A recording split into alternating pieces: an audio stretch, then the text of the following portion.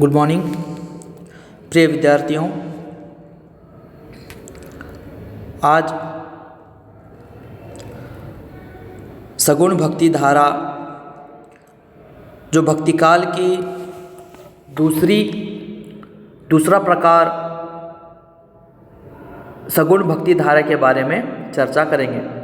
जैसे कि पिछली क्लास में आपने निर्गुण भक्ति धारा के बारे में मैंने बताया था।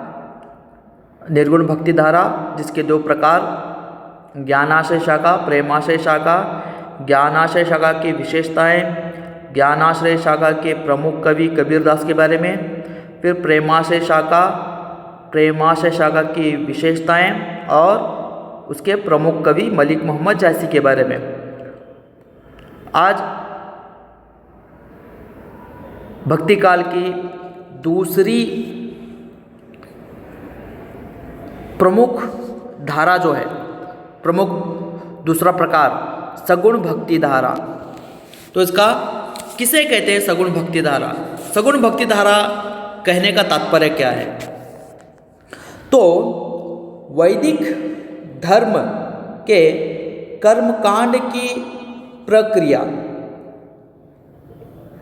इसके अंतर्गत एक ही साथ दो धर्मों का उदय हुआ।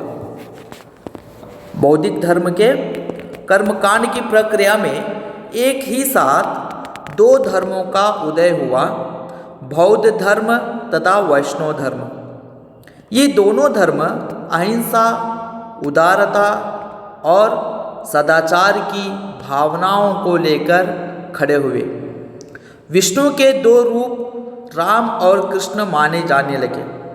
सगुण मत के विकास में दो प्राचीन ग्रंथों का प्रभाव पड़ा, ऐसा माना जाता है, भागवत पुराण और वाल्मीकि रामायण। आचार्य रामचंद्र शुक्ल के अनुसार सगुण भक्ति धारा के प्रसार का दृढ़ आधार विशिष्टाद्वैतवाद का सिद्धांत था।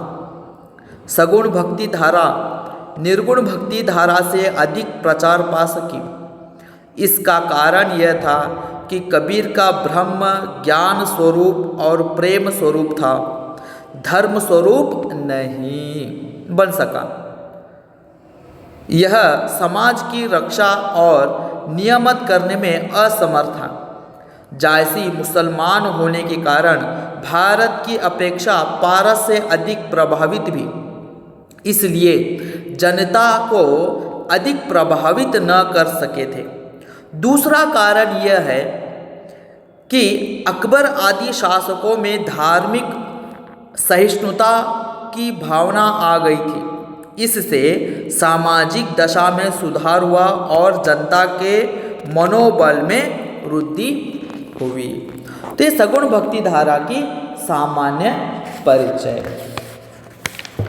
भक्ति काल में जनता एक ऐसे ईश्वर का स्वरूप देखने को उत्सुक थी जिसे वह अपने सुख दुख में अपना अभिन्न साथी और शक्ति शांति रक्षक के रूप में स्वीकार कर सके। जब सगुण धारा में ईश्वर के धर्म स्वरूप की अभिव्यक्ति लोक रंजक और लोक रक्षक की भावना को लेकर हुई तो जनता ने उसे तुरंत अपना लिया। इस भक्ति के दो रूप सामने आए, एक है राम भक्ति शाखा और दूसरी है कृष्ण भक्ति शाखा। तो प्रिय विद्यार्थियों, आज राम भक्ति शाखा के बारे में चर्चा करेंगे। तो राम भक्ति शाखा में भगवान के लोक रक्षक रूप की स्थापना की गई। उसमें भगवान के तीन गुण शक्ति, शील और सौंदर्य के समन्वय के कारण भक्ति, कर्म और ज्ञान से सामंजस्य रहा। राम भक्ति के प्रवर्तक रामानंद जी है। वे राम को विष्णु का अवतार मानकर उन्हें ब्रह्मा का स्वरूप मानते थे, इसलिए उनके राम निर्गुण बन गए थे। उन्होंने भक्ति के क्षेत्र में जाति भेद का उन्मूलन कर सबके लिए राम जी का द्वार खोल एक उत्साही विरक्त दल का संगठन किया। तो साथ ही रामानंद ने संस्कृत के स्थान पर हिंदी भाषा में भक्ति का प्रचार किया, जिससे उनकी लोकप्रियता और बढ़ गई। तो ये राम भक्ति शाखा का मुख्य कारण है कि राम के अवतार को प्रस्तुत करना। इसलिए सगुण भक्ति धारा में राम के अवतार को लोगों ने अपनाया, लोकप्रियता मिली। तो ये भक्ति की राम भक्ति शाखा में ज़्यादा महत्व देखते हैं। तो राम भक्ति शाखा की विशेषताएं, राम भक्ति शाखा की 7 विशेषताएं हैं। राम का स्वरूप, समन्वयात्मकता, लोक संग्रह की भावना, भक्ति का स्वरूप, पात्र तथा चरित्र चित्रण, रस और भाषा शैली। तो प्रिय विद्यार्थियों, राम भक्ति शाखा के विशेषताओं में पहली विशेषता है राम का स्वरूप। राम भक्त कवियों के आराध्य देव राम विष्णु के अवतार हैं और परम ब्रह्म स्वरूप हैं। वे पाप विनाश और धर्मोद्धार के लिए युग युग में अवतार लेते हैं। राम विष्णु का अवतार हैं और भक्त कवि मानव रूप में उनका साधक है। अर्थात यहाँ पर राम का स्वरूप, विष्णु के अवतार ही राम है और वो ब्रह्म का स्वरूप है, परम स्वरूप है। तो यहाँ पाप विनाशकार है और धर्मों के उद्धार करने वाले हैं, युग युग में अवतार लेने वाले हैं। तो इसलिए वे राम के अवतार हैं और भक्त कवि मानव के रूप में उनका साधक है। इनके राम में शील, शक्ति, सौंदर्य का समन्वय है। सौंदर्य में वे त्रिभुवन को लजावन हारे हैं, अर्थात तीनों लोक में सौंदर्य में सबसे अधिक सुंदर है। शक्ति से वे दुष्टों का दलन करते हैं और भक्तों को संकट से मुक्त करते हैं। वे अपने शील गुण से लोग को आचार की शिक्षा देते हैं। वे मर्यादा पुरुषोत्तम हैं और आदर्श के प्रतिष्ठापक हैं। तो दूसरी विशेषता है समन्वयात्मकता। राम काव्य का दृष्टिकोण अत्यंत व्यापक है। उसमें एक विराट समन्वय की भावना है। निस्संदेह राम भक्तों ने भक्ति को सुसाध्य माना है, फिर भी उन्होंने ज्ञान, भक्ति और कर्म के बीच समन्वय स्थापित करने का सुंदर प्रयास किया है। यहाँ पर समाज में सभी धर्म के लोगों में एक समानता लाने का भी प्रयास राम भक्ति शाखा के कवियों ने किया है। अगली विशेषता है लोक संग्रह की भावना। लोक कल्याण भावना की दृष्टि से भी यह साहित्य अत्यंत लोकप्रिय है। इन्होंने गृहस्थ जीवन की अपेक्षा नहीं की, बल्कि लोक सेवा और आदर्श गृहस्थ राम सीता को उपस्थित करके जीवन स्तर को ऊंचा उठाने का प्रयत्न किया है। तो यहाँ पर लोक रक्षक की भावना महत्वपूर्ण रही है, क्योंकि समाज में रहते हुए एक गृहस्थ जीवन के साथ साथ समाज के लोक सेवा करना भी इनका परम मुख्य विशेषता रही है। जहाँ पर राम सीता गृहस्थ जीवन के साथ साथ तमाम अपने प्रजा का भी वो ख्याल रखते थे, सेवा करते थे। अगली विशेषता है भक्ति का स्वरूप। राम का चरित्र त्रिलोकातिशायी है। राम भक्त कवि राम के शील, शक्ति और सौंदर्य पर मुग्ध है। यही कारण है कि राम भक्त कवि ने अपने और राम के बीच सेवक सेव्य भाव को स्वीकार किया है। क्योंकि यहाँ पर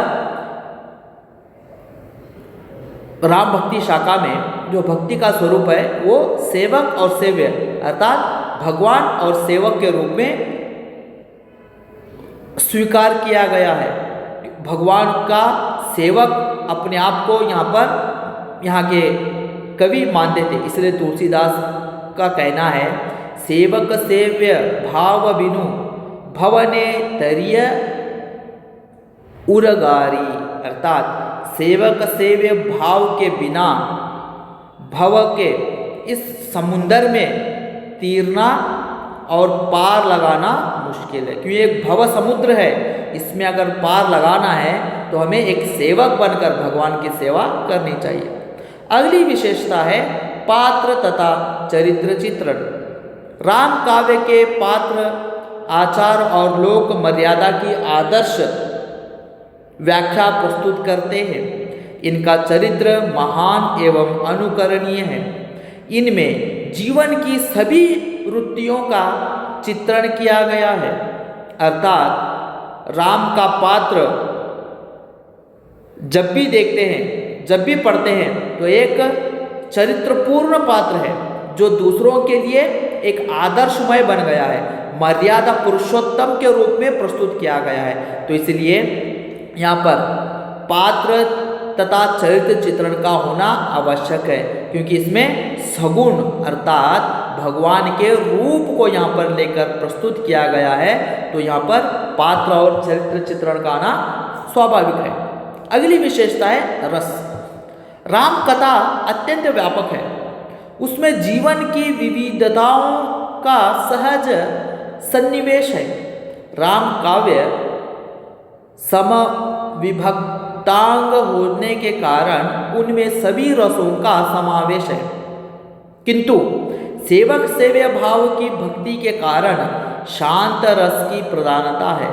राम मर्यादा पुरुषोत्तम है और भक्त कवि भी मर्यादावादी है, इसलिए श्रृंगार रस की भी उल्लेख मिलता है।